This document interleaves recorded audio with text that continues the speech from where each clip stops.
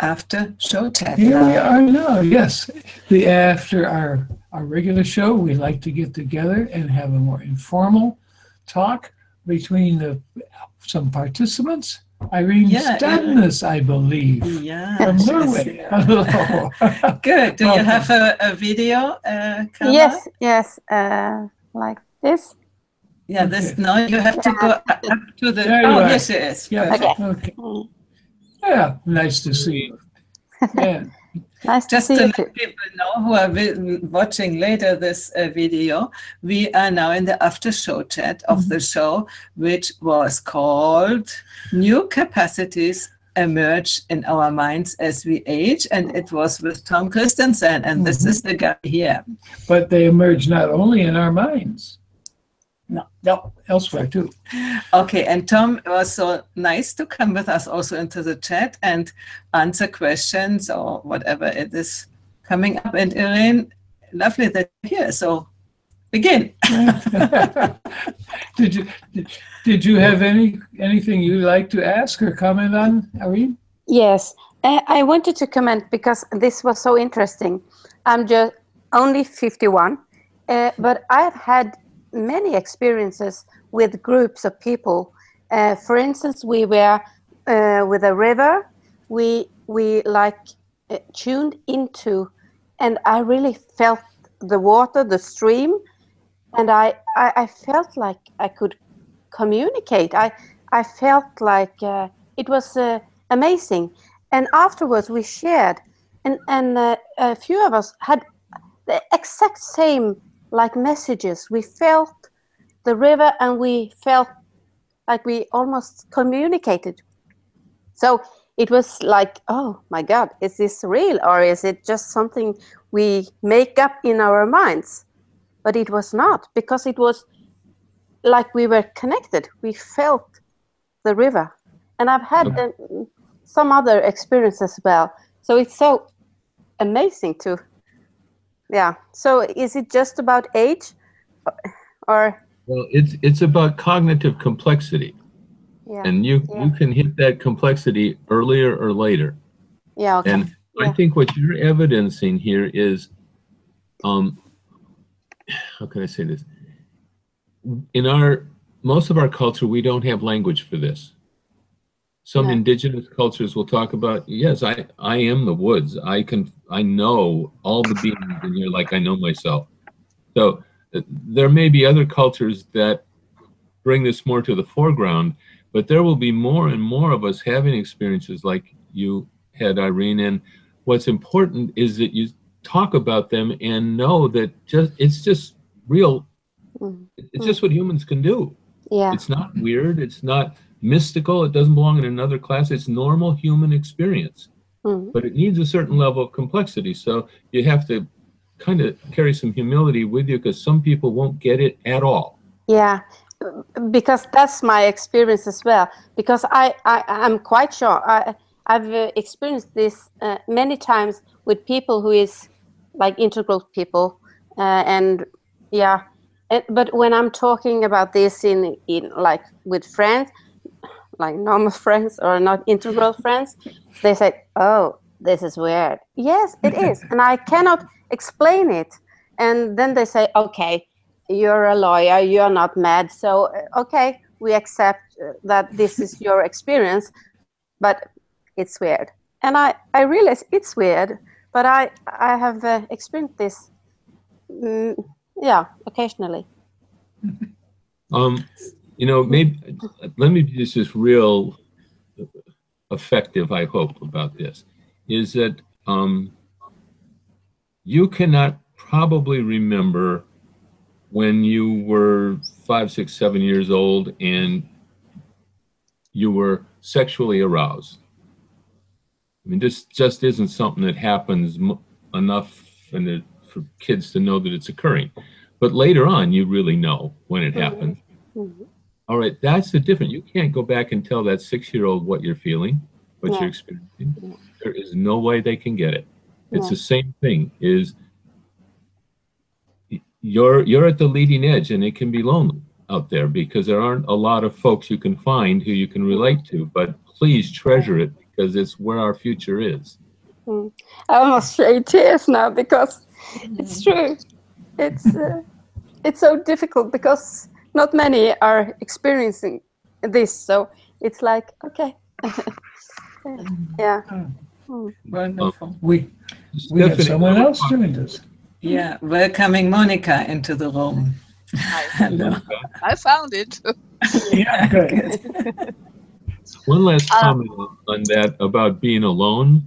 My wife and I were talking last night. We can't find anything on TV we like to watch anymore. You know, what has happened? Well, we just don't have a mind that can relate to that kind of even PBS. It isn't there for us anymore. And okay, but what does that mean? That means what we're getting a little out here at the leading edge. There aren't a lot of us here. That I mean, there are a lot, I think, around the planet, but not 5 feet away or 10 feet away. So we're going to have to deal with a loneliness about that. You know, treasure it, because we mustn't lose it. Everybody that has this is carrying a promise for the planet. So we have, in spite of the loneliness, we've got to treasure it and know keep it in safekeeping. Well, what we're doing now is Connecting. connecting. Yeah. You bet. So let Monica speak. Yes. I'm sorry I was late, but okay. I was wondering, were you talking about nature mysticism, or with trees and rocks, or were you talking about sensing other people, going in resonance with other people, opening your heart? Because this is what we do now. And we are a group of 12, and some of them I've known for 30 years. So this is it's in flatland. You need it. Otherwise, you feel like going through the desert, and then there is an oasis, and you just relax and enjoy it. Yeah. And this is why I handpicked this group a year ago, and everybody, there was no fluctuation. People just stayed, and some of them compared it to being on a flying carpet. And while we are flying, we are weaving the carpet. So this keeps us at the edge. I mean, this really keeps us on our toes, and you have to be. You probably know integral dialogue, where you listen very carefully and you ask if you heard it correctly, what the other person said. And this completely changes the mood and changes the climate in our groups. And it didn't need that much training, because all of us are Wilbur, old hands at Wilbur. And this helps a lot, because this is a map we really can rely on. Nothing more. It's not our life, but it's a map. And yeah, it was a great pleasure hearing you say about the multi-perspectival minds, or the weird mindsets of people who have a different kind of perspective on everything. And if my husband, I've been married now for 55 years, and I'm I'm training my husband. And he keeps up. He keeps up, and I'm very proud of him because he's a lawyer, and you don't expect a lawyer to know that. As a racer, Irene is a lawyer too. that just now. But he has this kind of intuition, so he can keep up with us. Yeah, That's great. Yeah. And again, I'm very grateful to Heidi to enable us to join us virtually. Yeah, we will do a show with you too and have a dialogue, because you don't know Monica. She is I was just thinking, are you really trying to fire that rocket that far? Yeah, we will find a moment to do that. It's really good. Oh, we have to get in the just Our animals are hungry. So here is one sitting here, right? Oh. He was here all the time.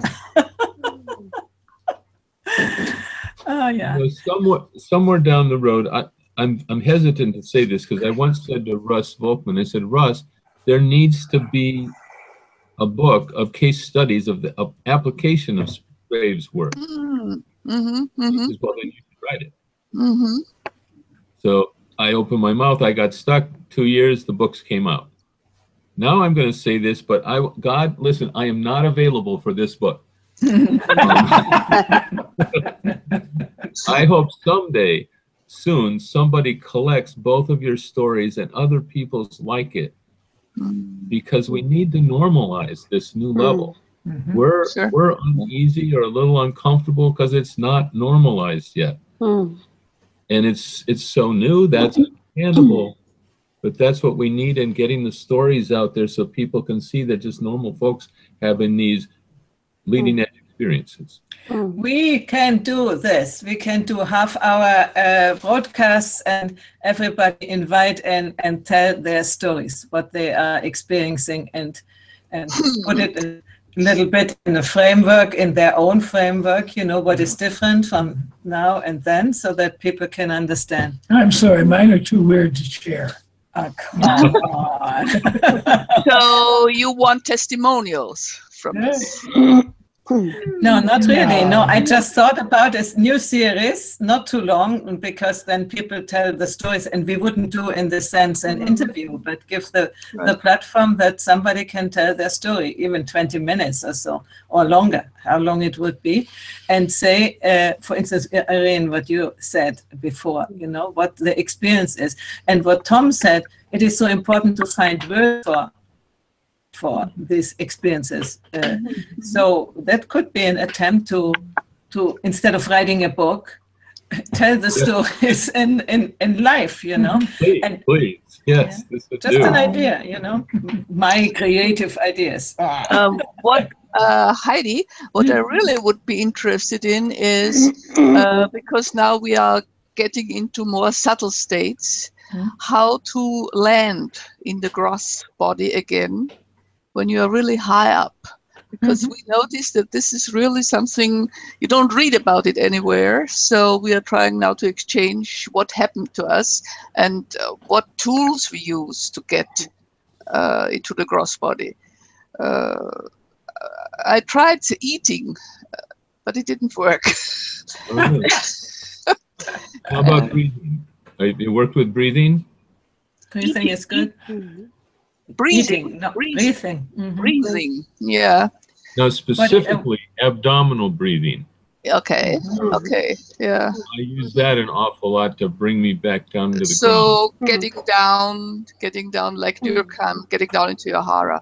And you know what I do is to get the whole energy which is in the head or wherever. For instance, when I'm very tight, go along the spine, down, down, down into the feet and connect with the earth. That's also how I alleviate states of anxiety or whatever it comes up, or over emotional. When the surplus of energies, I sort of direct through my body into the earth.